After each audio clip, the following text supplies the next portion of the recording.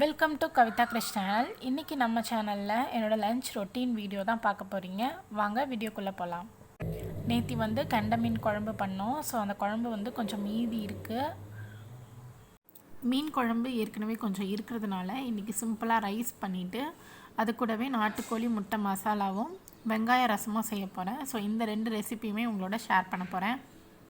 சாதம் எப்படி ஈஸியாக வடிக்கலாம் அப்படின்ட்டு ஒரு வீடியோ ஆல்ரெடி நான் போஸ்ட் பண்ணியிருக்கேன். ஸோ அந்த வீடியோ பார்க்காதவங்களுக்காக டிஸ்கிரிப்ஷன் பாக்ஸில் லிங்க் கொடுக்குறேன், மறக்காமல் செக் பண்ணிக்கோங்க. இப்போ நாட்டுக்கோழி முட்டையும் வெந்துருச்சு. ஸோ அதையும் ஆஃப் பண்ணிவிட்டு கொஞ்சம் நேரம் கழித்து தோல் எடுத்து வச்சிடலாம்.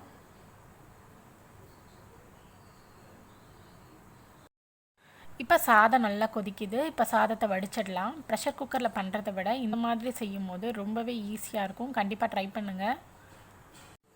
சாதம் வடித்து முடித்தாச்சு. அடுத்தது முட்டை மசாலாவுக்கும் வெங்காயம் ரசத்துக்கும் தேவையான வெங்காயம் தக்காளி கட் பண்ணியிருக்கேன். இப்போ ஒரு கடாயில் தேவையான அளவு எண்ணெய் சேர்த்துட்டு 1 ஸ்பூன் வெந்தயமும் 2 ஸ்பூன் பருப்பும் ஆட் பண்ணியிருக்கேன். இது நல்லா ஃப்ரை பண்ணிகிட்ருக்கேன்.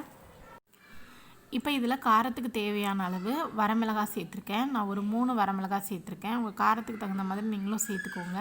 அதுக்கப்புறமா ஒரு கை நிறைய சின்ன வெங்காயத்தை ரொம்ப நைஸாக கட் பண்ணியிருந்தேன். ஸோ அதையும் இது கூட சேர்த்துட்டு நல்லா வதக்கிடலாம். இந்த ரசத்துக்கு ஃப்ளேவரே பார்த்திங்கன்னா பருப்பு, அப்புறம் கொஞ்சமாக பெருங்காயத்தூள் ஆட் பண்ணியிருக்கேன் பாருங்கள். அது கூட இந்த வெங்காயம் இதோடு சேர்த்து ரசம் பண்ணும்போது ரொம்ப நல்லாயிருக்கும். கண்டிப்பாக ஒரு நாள் நீங்கள் உங்கள் வீட்டில் ட்ரை பண்ணி பாருங்கள். இந்த வெங்காயம் நல்லா சுருண்டு வரணும். கூடவே கொஞ்சமாக கருவேப்பிலை சேர்த்துக்கலாம். இப்போ வெங்காயம் எல்லாமே நல்லா வதங்கி வந்துருச்சு. இந்த ஸ்டேஜில் நான் புளி தண்ணி ஆட் பண்ணிக்கிறேன். கொஞ்சமாக நம்ம புளிப்புக்கு தகுந்த மாதிரி சேர்த்துக்கிட்டா போதும். இதில் பார்த்திங்கன்னா ஒரு சின்ன லெமன் சைஸ் புளியை மட்டும் நான் எடுத்து அதை நல்லா தண்ணி ஊற்றி கரைச்சி எடுத்திருக்கேன். இப்போ இதில் கொஞ்சமாக மஞ்சப்பொடி சேர்த்துக்கலாம். நம்ம நார்மலாக ரசம் வைக்கும்போது நுரைச்சி வரும்போது நிறுத்திடுவோம். ஆனால் இந்த ரசம் நல்லா கொதித்து வரணும். அப்போ தான் நல்லாயிருக்கும். நல்லா கலந்து விட்டுடலாம். உப்பு சரியாக இருக்குது அப்படின்னு இந்த ஸ்டேஜில் பார்த்துக்கலாம். ரசத்தை பக்கத்தில் மாற்றி வச்சுருக்கேன். ரசம் கொதிக்கணும். இப்போ ஒரு ஃப்ரையிங் பேன் எடுத்து அதில் தேவையான அளவு எண்ணெய் சேர்த்துட்டு கொஞ்சமாக பட்டை கிராம்பு 2 ஆட் பண்ணிவிட்டு காரத்துக்காக ஒரே ஒரு பச்சை மிளகாய் ஆட் பண்ணியிருக்கேன். அதுக்கப்புறமா ஒரு மீடியம் சைஸ் பெரிய வெங்காயத்தை சின்னதாக கட் பண்ணிவிட்டு அதுக்கு தேவையான அளவு உப்பும் ஆட் பண்ணியிருக்கேன். ஆட் பண்ணி நல்லா வதக்கிட்டுருக்கேன். பக்கத்தில் பார்த்திங்கன்னா நம்மளோட வெங்காய ரசம் நல்லா கொதிச்சிட்ருக்கு. இது வெறும் புளி தண்ணி ஆட் பண்ணி பண்ணுறதுனால ஒரு 5 மினிட்ஸ் இந்த மாதிரி நல்லா கொதிக்கணும். இப்போ வெங்காயம் வதங்கினதுக்கப்புறமா இதில் கொஞ்சமாக இஞ்சி பூண்டு பேஸ்ட்டு சேர்க்குறேன். ஒரு ஸ்பூன் அளவு சேர்த்தா போதும். ரொம்ப சேர்த்தோம்னா இதோட ஃப்ளேவர் ஜாஸ்தியாக இருக்கும். அதனால் கொஞ்சமாக இஞ்சி பூண்டு சேர்த்துட்டா போதும்.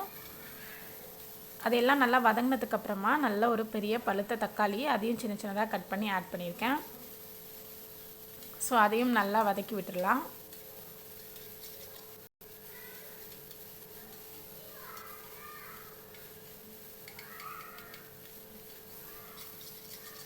இப்போ இதுவும் நல்லா வதங்க ஆரம்பிச்சிருச்சு. இப்போ நம்ம மசாலாலாம் சேர்த்துக்கலாம். இதில் காரத்துக்காக 1 ஸ்பூன் அளவு குழம்பு மிளகாத்தூள் ஆட் பண்ணியிருக்கேன். கொஞ்சமாக மஞ்சப்பொடி, ஏன்னா நம்ம முட்டை நாட்டுக்கோழி முட்டை அப்படின்றதுனால கொஞ்சமாக மஞ்சப்பொடியும் சேர்த்துருக்கேன். அதுக்கப்புறமா கொஞ்சமாக சோம்பு பொடி எல்லாமே பார்த்திங்கன்னா ஒரு டீஸ்பூன் அளவு சேர்த்தா போதும். கொஞ்சமாக ஜீரகப்பொடி, அதுக்கப்புறமா கொஞ்சமாக கரம் மசாலா எல்லாமே பார்த்திங்கன்னா ஒரு டீஸ்பூன் அளவு தான் நான் சேர்த்துருக்கேன். சேர்த்துட்டு இது எல்லாத்தையுமே நல்லா நம்ம வதக்கி விட்டுடலாம்.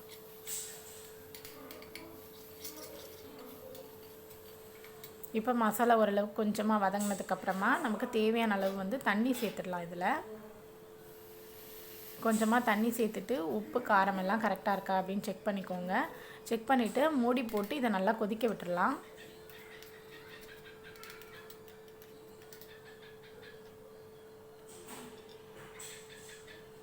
எனக்கு காரம் பத்தலை அப்படின்றதுனால மறுபடியும் 1 ஸ்பூன் அளவு குழம்பு மிளகாத்தூள் சேர்த்துக்கிறேன். மூடி போட்டு நல்லா கொதிக்க வச்சாச்சு. இப்போ இது நல்லா கொதித்து பச்சை வாசனை போனதுக்கப்புறமா இதில் நான் அந்த 4 முட்டையுமே 2 கட் பண்ணி வச்சுருக்கேன். அதை திருப்பி போட்டு வேக வச்சிடலாம். ஒரு 2 நிமிஷம் நல்லா மீடியம் ஃப்ளேமில் இப்படியே வேகட்டும்.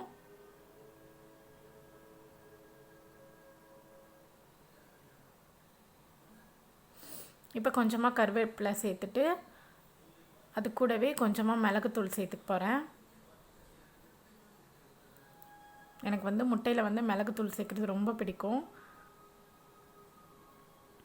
ஸோ கொஞ்சமாக வந்து மிளகுத்தூள் சேர்த்துட்டு மறுபடியும் மூடி வச்சு கொதிக்க வச்சிடலாம்.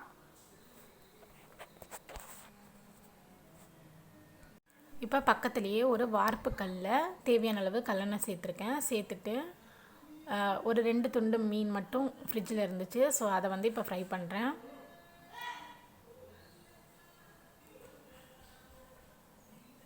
இப்போ இது மூடி போட்டிருந்தது வந்து நல்லா கொதிச்சிருச்சு. இப்போ ஒரு முட்டையாக நம்ம திருப்பி போட்டுடலாம். திருப்பி போட்டு மறுபடியும் ஒரு 2 நிமிஷம் இதை வந்து வேக வச்சு எடுத்துடலாம். கொத்தமல்லி இலை இருந்துச்சுன்னா நீங்கள் இந்த ஸ்டேஜில் அதையும் கட் பண்ணி ஆட் பண்ணிக்கலாம். அவ்வளோதான், நம்மளோட சுவையான முட்டை மசாலா ரெடி ஆகிடுச்சு. இந்த முட்டை மசாலா வந்து ரசம் கூட ரொம்பவே சூப்பராக இருக்கும். இன்றைக்கி எங்களோட லன்ச் என்னென்னு பார்த்தீங்கன்னா சாதம், அது கூடவே வந்து மீன் வறுவல். ஒன்று வந்து ஃப்ரிட்ஜில் இருந்தது நேத்தி வறுத்தது. ஸோ அதையும் சூடு பண்ணி இது கூட சேர்த்துட்டேன். அதுக்கப்புறமா மீன் குழம்பு, இதை வந்து வேறு ஒரு பாத்திரத்தில் மாற்றி வச்சுட்டேன். கூடவே முட்டை மசாலா, அதுக்கப்புறமா வெங்காய ரசம்.